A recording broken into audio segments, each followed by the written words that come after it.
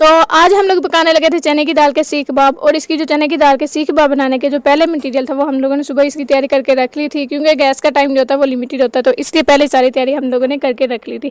12 बजे जैसे ही गैस आई तो जल्दी से हम लोगों ने चूल्हा ऑन किया और इसके ऊपर घी रखकर इसको मीडियम फ्लेम पर गर्म होने के लिए रख दिया। अब जो सीख कबाब का हमने मटीरियल बनाया था ना, मेरे पास सीख अवेलेबल नहीं थी, तो इसलिए मैंने लिया एक चम्मच और इसके ऊपर इसको सीख की शेप दे दी। अगर आपके पास सीख अवेलेबल हो तो बहुत ही ज़्यादा अच्छी है।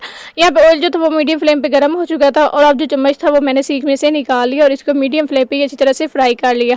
और इसको इतनी देर के लिए हमने फ्राई किया जब तक इस पे अच्छा सा गोल्डन कलर नहीं आ गया। मीडियम फ्लेम पे ही फ्राई करेंगे, क्योंकि अगर हाई फ्लेम पे इसको फ्राई किया गया ना तो ये ऊपर से जल जाएगी और एक जला हुआ फ्लेवर इसका आता है। इसको लिए इसको मीडियम फ्लेम पे हमने फ्राई किया और साथ में ही हमने बैठ के मसाले की तैयारी कर ली, ताकि जब भी जैसे ही जल्दी से ये फ्राई हो जाए तो इनको पकाना स्टार्ट किया जाए। और यहाँ पे जब ये सीख जो थी ठंडी होगी ना, फिर इसको यहाँ पे अपने लिए एक छुरी और इसकी मदद से एक सीख में से 3 पीस करके इसको अच्छी तरह से काट लिया।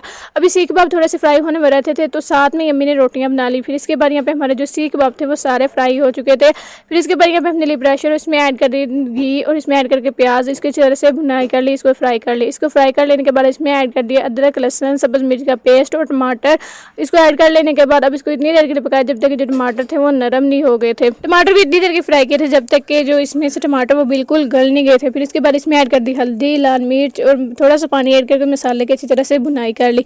मसाले की भुनाई कर लेने के बाद फिर इसमें ऐड कर दी हमने जो सीख कबाब फ्राई करके रखे थे वो, और इसको थोड़ा सा हिलाकर इसमें ऐड कर दिया पानी और तकरीबन 10 मिनट के लिए इसको लगा दिया प्रेशर लगा देने के बाद इसको खोल लिया और हमारा मज़ेदार से सीख कबाब पककर बन हो चुके थे तैयार। सालन बहुत ही ज़्यादा मज़े का बना था।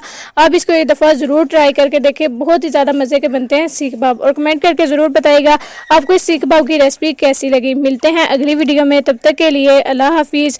दोस्तों, अगर वीडियो पसंद आई हो तो वीडियो को ज़रूर लाइक किया करें और अगर चैनल पर नए हैं तो ज़रूर सब्सक्राइब किया करें, क्योंकि आपका लाइक और सब्सक्राइब एक मोटिवेशन होता है जो हमें मोटिवेट करता है मज़ीद ऐसी वीडियोज़ के लिए।